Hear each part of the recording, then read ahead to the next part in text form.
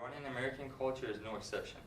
While many Iranian Americans have become active contributors to the American public as leaders of science and business, there continues to be significant diversity among individual Iranian Americans and their assimilation into the overall population of America. First generation Iranian Americans are those who moved here as adults. Second generations are those who were born to Iranian parents in the US. And ultimately, generation 1.5, which I think is the most significant one at this time, refers to those who were adolescents when they immigrated, coming to the US when they were both too young to have lived independently in Iran, and upon arriving in the States, too old to feel completely American. Like members of other immigrant groups, these Iranian Americans have often experienced a feeling of dual marginality, the sense of not completely belonging to either culture. As the Iranian American identity evolves and more members join through birth or migration, the Iranian American narrative also becomes more diverse and influential. The pursuit of carving out a hyphenated identity, which represent both aspects of two distinct cultures, effectively falls on the artistic community to discover, define, and embrace. For that, we've assembled a great cast of panelists who will discuss various aspects of Iranian American art, identity, and its implications for the future of the US. Our moderator will be Adrienne Varkiani. She's the associated editor at Think Progress, and she's been active in the scene for quite a while. Maybe Jairan Sadeghi, she's a multidisciplinary artist, and she's active in Pittsburgh right now. We have Jessica Emami, who's a graduate lecturer of sociology and anthropology at George Mason University, and Persis Karim, an Iranian-American diaspora scholar, professor, and poet. Please enjoy. Thanks for coming, everyone. Just by a raise of hands, can I see who is like a little bit familiar with Iranian American art, or like has an Iranian friend, or yeah? Cool. Okay, so we have some new people and some people that know a little bit, which is exciting. I think it would be good to start off if maybe everyone just like talked about their work for a few minutes. I know everyone has the bios, but I would love to hear about your work from your own words. Okay. Whoever wants to start first. Okay, well, I'm probably the oldest person up here, so I might have a little different perspective. So my name is Persis Karim. I teach at San Jose State University in the Bay Area. My work evolved, I think, out of a sort of awakening after the '79 revolution and the hostage crisis. I was a senior in high school when that happened. I have one Iranian parent, one French parent who are deceased, but I didn't grow up in an Iranian environment, but I always was, my life was punctuated by that experience. Naming your kid Persis, as you know, names mark you, and so I think that was part of it. And then I ended up, after going to undergraduate, I ended up feeling like I really wanted to connect to that culture, so I went to graduate school and did Middle East studies, and then did a PhD in comparative literature. And what I really realized doing the study of literature was that I was looking for myself in all that study of literature. And I started meeting many people who were either Iranian immigrants themselves who were doing PhD work, or people who were like me, hyphenated Americans. So I started thinking, well, I guess I really should do something and get some literature since I'm looking for it. So from that was born the first collection of Iranian American writing, A World Between, which came out in 1999. And in a way, I think it gave a public face to the Iranian American experience, more immediately in the aftermath of this huge migration to the United States and to the West generally. But also, it emerged out of, I think, the kind of lessening shadow of '79 and the hostage crisis. So it was kind of a discovery of this identity. And then subsequently, I've done 2 other anthologies, Let Me Tell You Where I've Been, which there's one copy over there, which is women's writing. And then more recently, I did, in 2013, a collection of fiction. I think literature is like an incredibly important tool for Iranians because they are from such a literary-minded culture. And also, I think literature sometimes paves the way for other arts to deal with the idea of representation and misrepresentation. So that's kind of how I've come to this. And I'm very involved with artists in the Bay Area. Some of you might know Emami. She has done a lot of really fabulous work in collaboration with other artists. And I think that the archive of Iranian history in the United States is really where I have a lot of passion. And that archive means storytelling, art, photographs, and that's kind of the direction I'm moving in. That's cool. I think it's interesting because we have people that like connect to their Iranian identity in different ways on this panel. So I'm like looking forward to everyone's answers. Do you want to tell us about your work?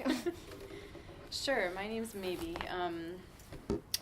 I start with this because I feel like I've, in sort of reviewing the questions and the kind of the prompts that we talked about before forming the panel and all that, I gave a lot of thought about, you know, these sort of landmark events, and I feel like I always open these sorts of occasions with like, I moved at this age, at this date, and I moved to the United States permanently at age 17. So I was a mostly formed human by the time I got here. And art for me is sort of reflexive. It's never really, it didn't start out as I want to be an artist. It was almost as if I had to doodle in the margins, or I had to sort of process things visually. And so it started out very organically, and I kind of fell into art making. And then it became an absolute necessity, and then I found that more and more I was kind of processing my mood and processing my identity through art. And that's sort of where I began. Like, art sort of began as almost a, like, my art and identity formation are so intertwined that only recently have I begun to really kind of tease apart the different bits and kind of challenge the different bits. So I'm at a crossroads. More on that later, I guess. But at the moment, my favorite thing to make art about is science, and I say that with a small s because it's sort of non-specific in that I start out with something that interests me, whether it's organelles or whether it's outer space or whether it's any, you know, like a piece of soil or an element off the periodic table. Do you have a science background? I do and I don't. The rest of the time, half the time I'm an artist, and the other half of the time I'm an ICU nurse. And so I do have some science background. So yeah, so that's where I'm at currently, creatively speaking. I live in Pittsburgh. I've lived there for about 15 years at this point, with the exception of a short break in between. Pittsburgh is not very full of Iranians. I'm not very plugged into a community there, and the Iranians who are there tend to be very transient. They tend to be sort of like technically minded or there for medical education and then promptly leave. Or if they don't promptly leave, they too are not an enclave. It's very much not an enclave city. So that's where I've come from today, and I'm really happy to be here. Can you just tell us your story? So, my name's Jessica. I'm half Italian, half Iranian, and I grew up in Tehran during the time of the Shah, and I came here as a 14-year-old 1 year after the revolution. So I kind of grew up hyphenated over there, and I have not been back since, but art brings a lot to mind. Now, where I come in is I do a lot of census work, data work, and what makes it interesting for me is to piece it together with a story, a narrative about Iranian-Americans. So I have a narrative in my mind that I've worked out about the first generation and now the up-and-coming second generation. So, you know, with the first generation, I just feel like there is a lot of longing. If you look in their literature, it's all about exile because the largest number of people came in '79, and it has remained like that. And if you go back to Iran itself, a lot of self-expression came out in the arts because it wasn't allowed, you weren't allowed to just say something. You had to camouflage it. So there were a lot of plays and operas and paintings that had all these like meanings underneath. And of course there's poetry, which is so symbolic, but I know less about it. So people were doing that there anyway, and it's such an embedded part of the culture, and they do it here too. In the first part of the post-revolutionary period, there was a long period before, I want to say like 1986, when IRCA happened, which was the amnesty rule. Many of the Iranians who were here as students or who came here as exiles and refugees were not able to leave the country or have any kind of transnational relationships until their status was adjusted. So it was like this dark period of just nothingness, you know. Now, flash forward to the second generation, it's become very clear that there's a strong relationship between what happens politically with the homeland, between the United States and America, and our identity. There's a lot of sort of traumas, beginning with the 1979 hostage crisis, where a lot of people were here as refugees, and there's a professor, Abdul Mabud Ansari, and he came up with the word dual marginality, where you're not really at home here, and you're not wanted here, but things are bad where you came from, so there was that dual marginality. Fast forward to the second generation, we are still re-experiencing that trauma, like even right now with the travel ban. Adrienne was dealing with that last week. And our identities are coming out and being formed in the middle of all these happenings. But what's really hopeful is that the second generation, even though they're not really fully formed yet, because they're coalescing with people, but they're not really finding a place of comfort yet. It's not in full bloom. And the reason is they're so young. The average age is like 17 to 20, I think. So that's up and coming. But the nice thing is they have a great sense of belonging, both here and also with their Iranianness.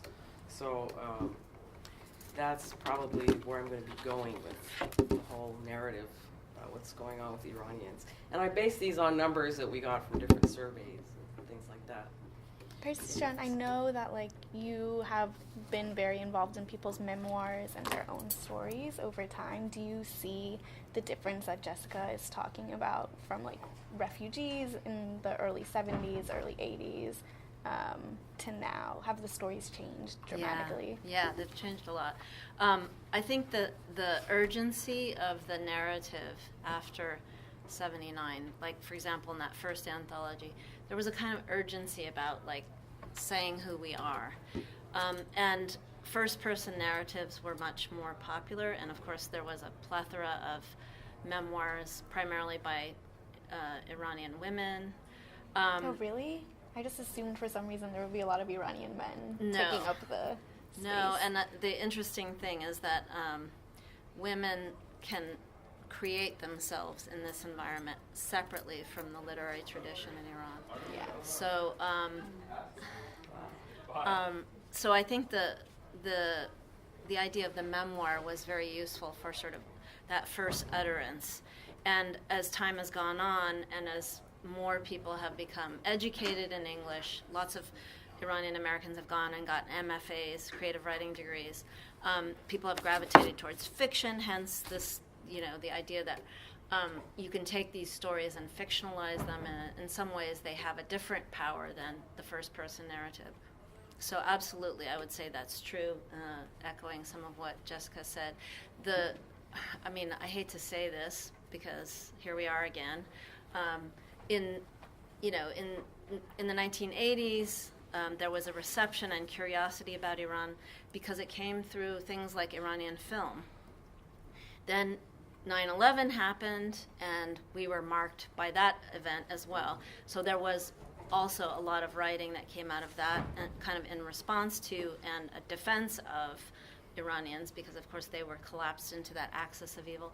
And then finally, here we are again, and I just read Publishers Weekly had a little tiny article that said, publishers are now looking for writers of Muslim origin because, of course, we have to, correct this. So I think, in a way, we're marked by these historical events over and over again. And I would echo also what Jessica said about trauma. I hate it. I said to somebody, hey, guess what? We're popular again, I don't like to say that, but in some ways it's the job, I think, of artists. I think artists are the best ambassadors and the best people to sort of give more nuance to a culture and a community. So I leave it to the artists to do the bit heavy lifting today.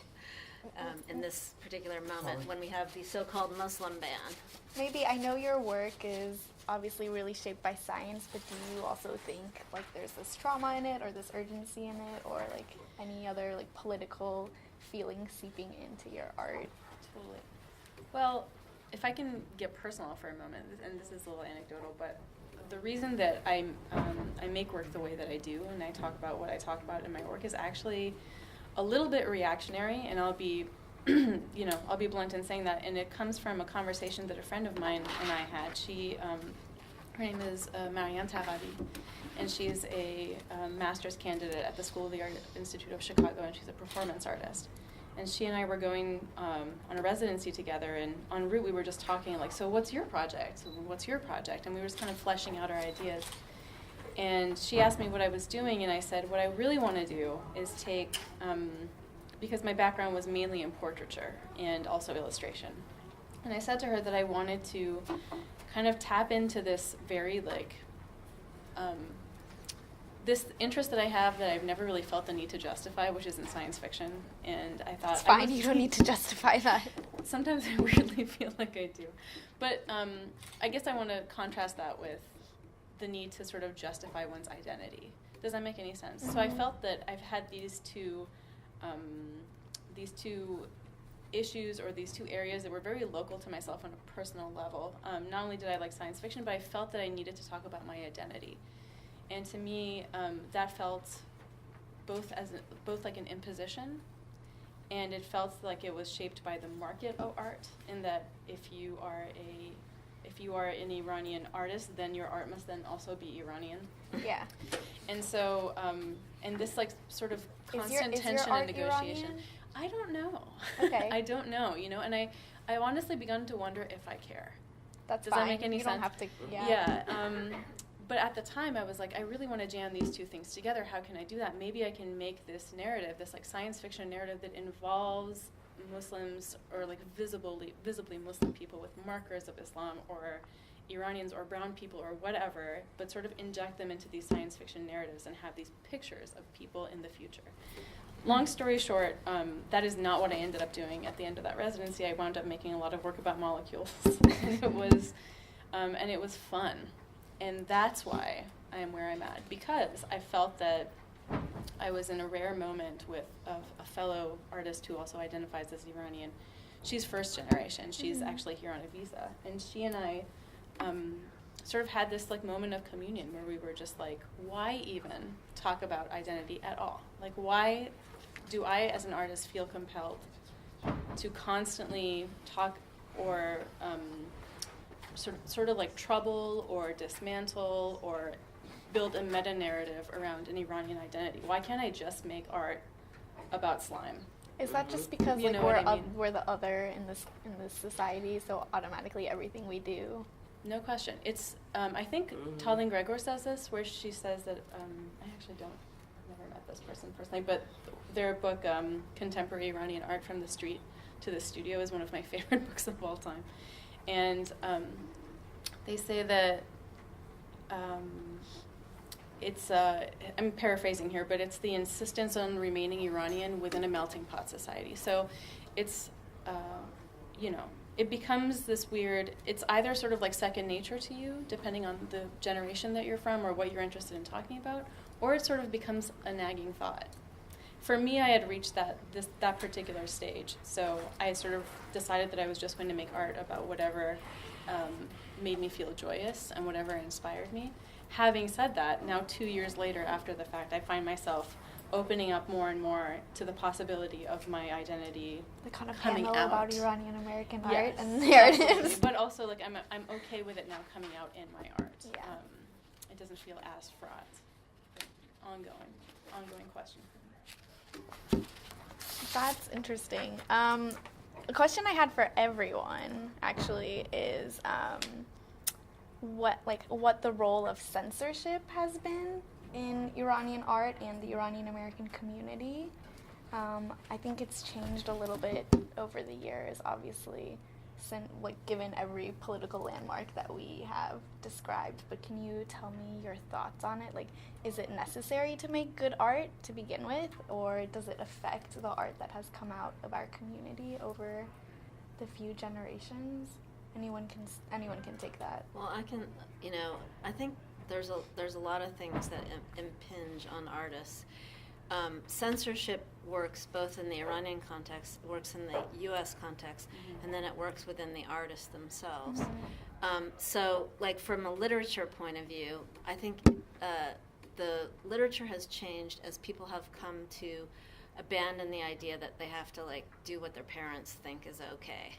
Because Iranians are very conscious of fulfilling their parents' expectations. So, like, for example, in some of the newer writing, people are not holding back about self-criticism in their community, self-criticism of their families, revealing things, because Iranians tend to be quite secretive.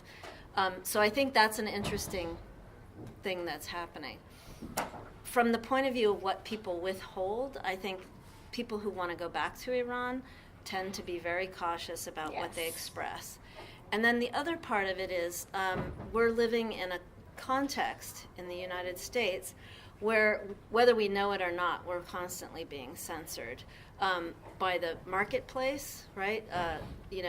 There was this series of memoirs that came out, and a lot of them revealed things, and so then there became an expectation from publishers that every other book after that should also agree with some of these representations. So, for example, I have a friend who published a novel recently. It took her 10 years to get her novel published because publishers wanted her to have a male character, who was a wife beater. And she refused to change. It's honest truth. So that becomes a kind of de facto form of censorship, the idea that we don't meet the sort of cultural norms that people have of Iranians because of this media. So I think it's coming from a lot of different ways, and it's difficult to sort of get outside of that. So that's my... Yeah. It can be pretty insidious because you don't really realize it, or you may not realize it at first, but the more, if you sort of look broadly at, say, shows that are curated around people artists whose one unifying thing is that they have an Iranian parent, or that they all happen to be Middle Eastern women, identified people. The connection, it begins to pop out more and more. You're right. Jessica, maybe you could tell us about the connection the Iranian-American community has with Iran. Because I know you know a little bit about it from polling and because I think that affects your art for sure, and probably how you view censorship. Yeah. In fact, I was going to say a little bit about censorship, which is the way Persis brought it up. There is a tendency to not look at the subgroups of Iranian communities here, which are very much not only Muslim. And right now, because everything is Muslim in the narrative, they are not as well represented. The other thing that goes on is when you have a majority community, let's say the majority Muslim community moves here from Iran, they adapt to becoming a minority. They're not used to that. But people who are minorities there, they know the drill, So they adapted much more quickly. And I'm not sure that their voices are being heard as much as the Muslim community, because the Muslim community has had to be vocal to say, hey, we're not the terrorists and the beasts that you think we are. So a lot of identity has been revolving around that. And I like what Maybe said about, keep trying to interject your identity into art, because I was talking to a friend of mine who is an artist in Iran, and she's like, we just want to be known as artists. We don't want to be known as an Iranian artist. And it reminded me of that. So when you say, I just came out with Molecules, you came full circle, It's just art. It's just expression. Yeah. There's a tendency for first-generation artists to be a little bit sort of exoticizing, like putting in things that seem kind of over the top or exoticize the culture a little bit.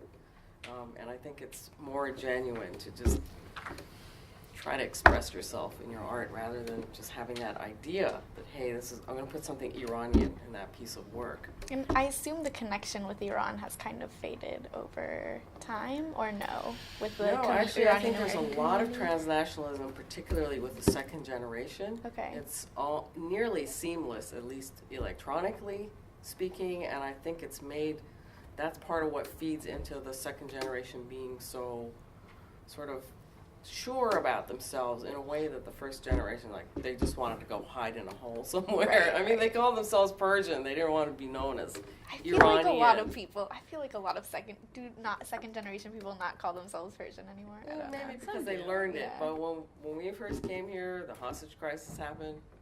We're Persian. Yeah. 'cause I had most people family didn't friends who know. said they were thought it's a Turkish. cat or a carpet or. Yeah. Can I tell you what the name I have for that injecting Persianness into Yes. the work? I call What it, is- I know this doesn't exist, but I call it auto-orientalization. It Or does. auto-orientalism. It Does is, it really? yeah. Oh Yeah. my goodness. Okay. Yes. well, What I does think auto-orientalization mean? Orientalize, yes. That's the Orientalizing, term. like oneself, Right. like sort I of mean, acknowledging the exotic. I didn't aspects want or to the use ones that that term are- because it's so yeah. specific, but Yeah. it Right. starts out as an I didn't know that. exoticizing. Yeah, actually, I've read something. Interesting. Mm-hmm. If I could just follow up on something that Jessica said, I think also the transnational generation, I think they're largely second generation. I think that there are degrees of association with Iran. So people who have gone back to Iran, people who are studying Iran in their academic work, and then also the idea of people who are engaged with civic institutions in the United States as Iranian-American. So I think that that presents itself as a form of transnationalism in that community. And I think also the confidence that you're talking about, I think it's striking to me. I mean, I grew up right after the hostage crisis, so I was kind of ambivalent about how do I identify. The thing that I did in the first anthology was to use the term Iranian-American, and I did it very deliberately. And I think now it's commonplace to use that because I wanted to sort of divorce the idea that in order to be Iranian, you have to be somehow loyal to the regime in Tehran. Yeah, of course. And I think people are much more strategic about using self-identification labels than they could be 25, 30 years ago. Yeah. So Do you think that's because of the different civic groups that have popped up since 1979 in part? I think that's part of it, and I think people have been, using art and literature to sort of create the idea like there is no monolithic Iranian, there is no monolithic Iranian-American. I think that's been part of the pleasure of seeing this art emerge is that it's more nuanced. It plays with the trope of being, the other, both in positive and negative ways, in the way that Jessica's talking about, and also in the way that Maybe's talking about. And I also think it's the idea that we're caught still, and we're caught again in these larger policies that kind of over-determine people's identities. Maybe we could just talk briefly about the ban, because that's been on my mind, and you brought up policies. How is this going to affect Iranian-American art and like those bridges that existed between Iranians here and Iranians inside Iran? And is this like, I don't know, injustice, I want to call it, going to seep into the art that people are creating both here and in Iran? Does anyone have thoughts? You go. I feel like it's hard to forecast for me, Right. as a Iranian or a hyphenated artist, and I think that is part of the project. I think that part of the project is to sort of roll out these policies and these sort of political actions so rapidly that really there is, I mean, as we've seen, that there really isn't very much refractory time where you can actually respond. So given that it's so hard to respond in the moment, I have a hard time kind of forecasting, Yeah, that's what fair. that's going to look like in the future. I will say, I'm not trying to hijack your question, No, but no, really it's briefly fine. on the question before, and I Yeah. think it's sort of related, is that I think that in the visual arts community, I think that one of the things that's sort of come to pass with each new generation of Iranian and Iranian-American artists is that I think to many who live in as part of the quote-unquote diaspora, this is, I feel like a lot of, and I think some would agree that a lot of the project of testifying to one's Iranianness and sort of being these sort of cultural ambassadors has to a certain extent either been accomplished or tabled. And so now with a more recent generation, you see sort of a new tendency toward playfulness, both in handling of the material and also in kitsch and also in just like things that are referenced. I'm thinking specifically of Tarabat Tadapasand. I think she lives in San Francisco, maybe? Yeah. But she makes, she made this T-shirt that made the rounds that said, instead of Sonic Youth, it said Islamic Youth. And it had the iconic cover with two people in profile, and one of them was in the hijab. And it's also sort of like a little bit more commercial, and I don't know if I said playful already, but I'll say playful again, just to emphasize. So I'm wondering, now that this sort of atmosphere exists among new Iranian-American artists, what this band, which is sort of like a new dark chapter opening, like how that, what that response will look like. Because it looks like, to me, it looks like sort of like warm water is kind of like mixing with all this like stuff being dumped into it from a river, and what's that going to look like as it mixes and further down the line. Do you want to say something? Sure. So one way to look at it is historically, since you said there's not much refractory time, and if you look at what happened after 9/11, that's where Iranian-American activism began, literally.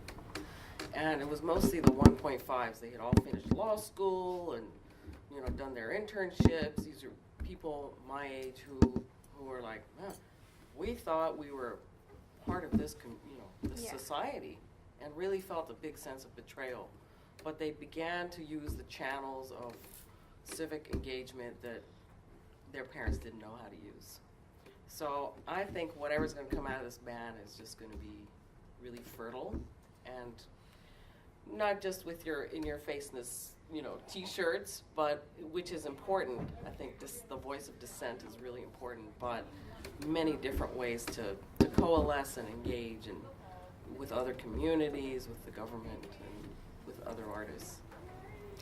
I'll just add to that. I wrote a story after 9/11 that's in this book about an Iranian older man who was part of the special registration that was required all over the country. John Ashcroft, who some of you remember was a scary guy, and we're about ready to have more scary guys. He called for a special registration. So the Muslim registry that Trump was trumpeting really already exists. Like that was 9/11 was the sort of rehearsal. So in the story, the guy is in a jail with a bunch of Somalis, Sudanese, and Arabs. Good job on predicting Good that. job predicting.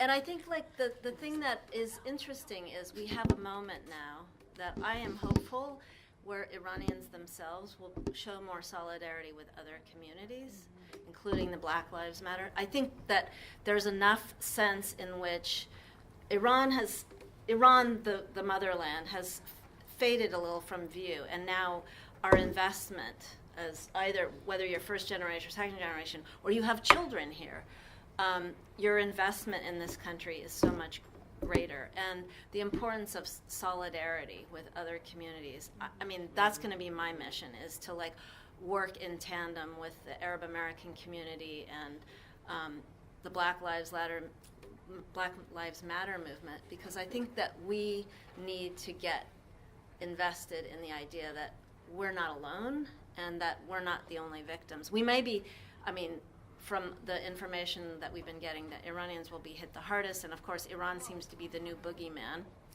on Trump's radar in terms of a potential military conflict. I don't think he's going to go to Mexico. I don't think he's going to go to Australia. I think if there's any place he's targeting, it will be Iran.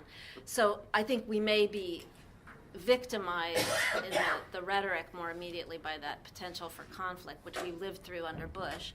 But I think that's something we have to sort of start reaching out and being allies and seeking sort of more solid relationships. Yeah. And I think from that will come a really rich conversation that I think we've needed to have, you know?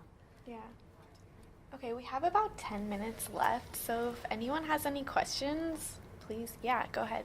So just to pick up on that last point, the phases that you mentioned, those markers, the hostage crisis, revolution, and then the 9/11. So in the first phase, Iranians here were sort of in a survival mode. Mm-hmm. So just to keep their heads above the water was plenty. In the second phase, they, started identifying themselves more as Iranian-Americans, organizing more. And the problem with it was they became, the dominant thing was like, oh, we've done so well, we're so great. And a lot of self-congratulation and very little interaction and solidarity and all the other things. So, there are the Hispanics and there's a lot of racism. Yeah. The way we talk and the way we think we're so great. Now, I think this may be a very hopeful moment in many ways, because we have a systemic failure. So many of it's not just NATO that's obsolete, which I think is obsolete, but many of our institutions are obsolete. And if we can use this opportunity to go beyond just we are great, but what's our role here? And the broader diasporic identities, because I think diaspora is the new proletariat, and it has a historical mission. So what is our role in fighting injustice? Not just fighting back, but in defining, in leading, in creating the new paradigm, because the dominant paradigm has already died. Does anyone want to take that? Well, I agree with you. I hadn't thought of that idea, the new proletariat, but it's a Marxist, paradigm, and hey, anything to get Marxism back into the conversation. I think one of the things that's been so interesting about the response to the Muslim ban is to see the protests in places like New York and in the airports, the Yemeni grocery strike, the idea that people understand that as immigrants, they do have some power. They're not just, the guy who drives the cab and the person who delivers your pizza or whatever. That they have significant economic and cultural power, especially in metropolitan areas. So I think that is, in some ways, a precursor to something you're talking about, the idea that people are a little bit more conscious of the idea that their status as immigrants or second generation, in some ways, is shared by so many people. And I'm going to pull whatever Iranians I can into that camp, because I think that's a really important place for people to feel safe, because I think people don't feel safe. People feel very under siege right now. And I have some Muslim students who've been targeted by all kinds of verbal harassment, threats of, in the Bay Area. So I think that there's a lot of ways in which people will respond in new ways. And I think these protests, to me, are indicative of something that really announces, we're not going back. We just are not going back. So I think the resistance is already quite vociferous. Yeah, that's something to find hope in, I guess, right now. Yeah, I'm going there because what else can I say? It's Yeah. pretty grim, you know? Go ahead. You were talking about the Bay Area, and we're in the Northeast, you know, so we've had a lot of protests, but what about Middle America? I mean, what is going to happen there? I don't see a lot of protests there. I think there have been some protests, but yeah. Chicago's the Midwest. Yeah. Well, no. Are you talking about the No, Rust no, Belt? the Middle America that voted for, you know, voted red, all red, and it's voting all red for the most. Well, we have to hope that Trump will fail at these promises, and I think he won't succeed at many of the things that, you know, because of how he's doing it. So I think his failure will be the coast's success. That's my prediction. I think this whole thing has turned us all into slacktivists, you know, so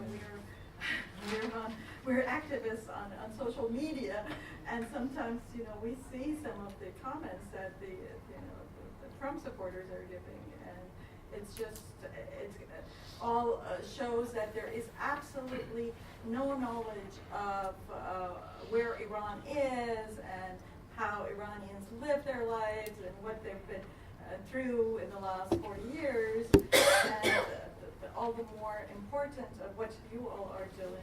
Is there a role that art can play in like fighting slacktivism? Right. Do you think? Fighting slacktivism or fighting this new agenda? Both. I'm right now in this moment. I might change my mind in a few months, but in this moment, I really don't see an alternative to sustained peaceful civil disobedience, like actual bodies on the line, actual strikes, actual protests, and visibility. Can art play a role in visibility? Absolutely, for sure. Insofar as this is sort of a pictorial enterprise, yes, like we can absolutely bring art into the fray. But to me, right now, I just feel I feel betrayed for sure, and destabilized, as do a lot of my friends and a lot of my family. And to me, the impulse right now is to be as direct as possible, Yeah. and as unadorned. But again, ask me again later, maybe. Okay. Maybe I'll change my I mind. want to compliment that. I don't disagree with you, but actually, I can see a lot of nice art coming out of like posters that you paste on the That's true. street corner for protests and things like that have historically been very The powerful. I was in the D.C. march, and the Mhm. signs were incredible. So tying everything together, the first generation this gentleman was talking about, you know, the Iranian community was one of the highest socioeconomic status groups to ever come to the United States, and for many decades they had the #1 spot in entrepreneurship. And I don't mean like a mom and pop liquor store, I mean like defense contractor, you know, it was high dollar. So it was difficult for them to reconcile that, you know, we could be all this, but we're still going to be rounded up with other communities that we need to actually be coalescing with. So, so in addition to the dissent and, you know, putting yourself on the line, there's got to be some constant, you know, when there's not a crisis, there's got to be good messaging that gets to the Midwestern people, saying, you know, yes, we disagree with terrorism, we're not terrorists, but we are Muslim, and, you know, some good messaging, and also some bridge building with communities that, like, I want to say, Persis said the Arab-American community, for 20 years, the first 20 years, the Iranians were like, oh, we don't want to talk to Arabs. You know, but now they're seeing commonalities, what they call pan-nationalism. Look at what the Asian community has done. They're everybody. They're Chinese, Korean, Vietnamese. They're a big power group, politically speaking. They're on the census as a group, and Iranian-Americans, because the second generation is so young, they haven't found themselves that way. They haven't found, like, how can we coalesce with the Arab Americans, other Middle Easterns, Muslim groups? Actually, they were very secular and not comfortable with being, like, in-your-face Muslim. So they're finding themselves. But if that bridge building and messaging doesn't continue when times are good, it always comes down to this kind of crisis. Yeah. Can I add to that really briefly? Yeah. I also think that this is part of what's so troublesome about the idea of a model minority, and when the Yes. so-called model minority begins to believe, in this case us, begins to believe, Its own. but it's in its own Yes. in its own privilege, in that it's somehow merit based, or that it's somehow innate or meant to be somehow. And I think that it's our obligation as a group that does arrive to the United States, on average, mostly with a lot of privilege, with a lot of money, with a lot of education, and not in visible enclaves, so living sort of in isolation and for the most part anyway, and integrated into suburban American life and things like that, to acknowledge and trouble and challenge this trope as much as we can. And there are other groups that sort of fall in the same category. I'm thinking of Korean-Americans in particular. And to those distinctions between ourselves and, say, like anybody from Latin America, or ourselves and anybody from the Arab world writ large, like these are false, and clearly they can be, it's the stroke of a pen that sort of like unites and flattens and makes everybody from that region into a monolith who you can then ban. So I think it's important to acknowledge how mutable and, If I these could things add are. something to that too, is you asked the question, is there a role of art? Absolutely. I think artists have been the best messengers so far. And one of the things that, I see a lot is wealthy Iranians donate money to universities, or they sponsor Nowruz gatherings at the library or whatever. We need to push those people to support the arts. We love art as Iranians and Iranian-Americans. We love art, but we do nothing to support artists, and we do nothing to support the culture of the arts as they are evolving. We're still looking at Persian miniatures. It's that's over, guys. We love miniatures, but the conversation needs to get beyond that. So, for me, I think using art to also push people to become more political. Because one of the things that I've seen is people donate money to the university and they say, well, we don't want to do anything political. Yeah. We don't want to have any political. Yeah. It's that's over. That's over. We need to become political. And we need to get arts organizations, Aftab, thank you, shout out to you for, we need to get arts organizations to actually lead the way, to say our community must support the arts, and our community must understand that art is bigger than just, a painting in a museum, right? It's a vibrant and active. And I'm lucky to live in the Bay Area because most of the artists I know who are of Iranian heritage are doing very political things. Jairan and Emami did this project called Wanted right after 9/11, which was taking the silhouettes of the FBI photos that were blurry. And she's also done a whole thing on prisoners in Iran. So she's an incredible example. And if anybody wants to collect her art, I would say collect her art because it is so interesting. But we need to support that conversation within the arts world rather than the things that, there's all this great stuff with, mirrors and geometric shapes and miniatures and these sort of classical forms. But we have to sort of push people to sort of see that artists in the U.S. are doing very innovative things. I mean, there's a whole bunch of them. Golnar Adili, who's done, some of you might have seen her work in the New York Times with a giant eye. Hala Madani Yes. makes wonderful, playful And paintings. supporting those artists to get their work into, institutions, I think, is really important.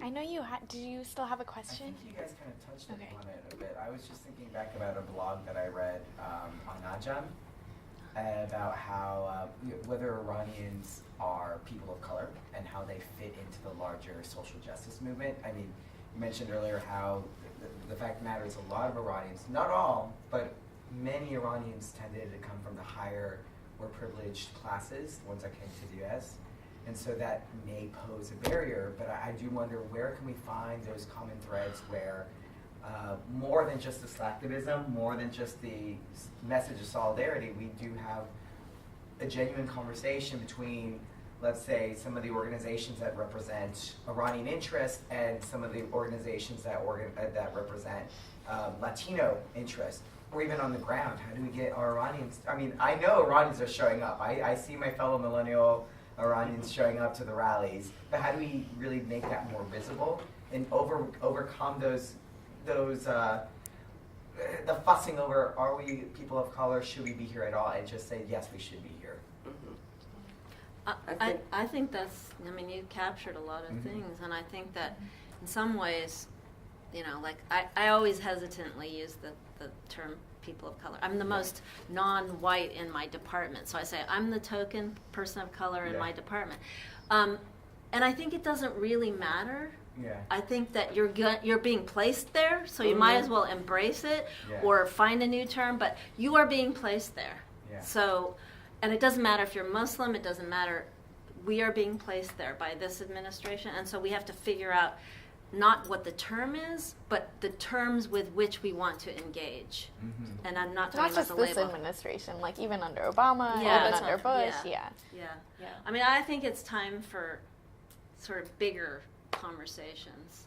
Yeah. I mean, we're dealing, I think, just the normativity, you know, like you might not think of yourself as Iranian in every context, but then, like it or not, when you're that one person who is Iranian in the whole office, you are dealing with that normativity, and then you become, you take on the cloak of being the It's person put of on color. you, and you take it on, and then you start to sort of playfulness is the right word, you know? I mean, it's you know, this panel is about identity, and I was thinking, okay, I'm going to say this thing that, like, it depends. Yeah. It does depend. Context. But in a sort of a moment of political awareness and political capital, we should use it. Why not? Yeah. I think the whole story is, a lot of the story is people finding themselves as people of color. Like, I've had this friend of mine who was on Facebook, and she wrote, you know, when my brown son goes out, and I was like, well, I'm not familiar with the ring of that. She was talking about an Iranian kid, you know. We are getting used to living in a majority white society and placing ourselves and finding our identities. But for that type of coalition that you were thinking, I think art is very helpful. Like maybe, I'm not a art aficionado, but I'm thinking like a Latino Persian exhibit of some sort. And also we haven't talked about poetry. Poetry jams, you know. Tell me a little bit about poetry. Well, I'm here for a writing conference at the convention center, and there's like cool. 20,000 writers, and there are all kinds of events. I mean, I'm on a panel about Iranian-American writers, and I had no idea that Muslim ban was happening, but I've changed the title too. But tonight there's like a called a Muslim Writers Caucus. Like all of a sudden people are like, we gotta organize as writers and poets. That's awesome. So I think that people do get the importance of, especially like poetry. Oh, and if any of you want to know, there's a vigil on Saturday night in front of the White House, a candlelight vigil, and people are going to be reading poetry. It's from this organization called Split This Rock. Wow. So they do a lot of stuff in the DC area, and they're like a kind of a resistance poets thing. So that's Saturday night. I think at 6:30 in front of the White House, and people are going to be reading poetry. Okay, cool. I think we're... As an addition to that about poetry in Iran right now, Persian poetry is the biggest and most important form of resistance.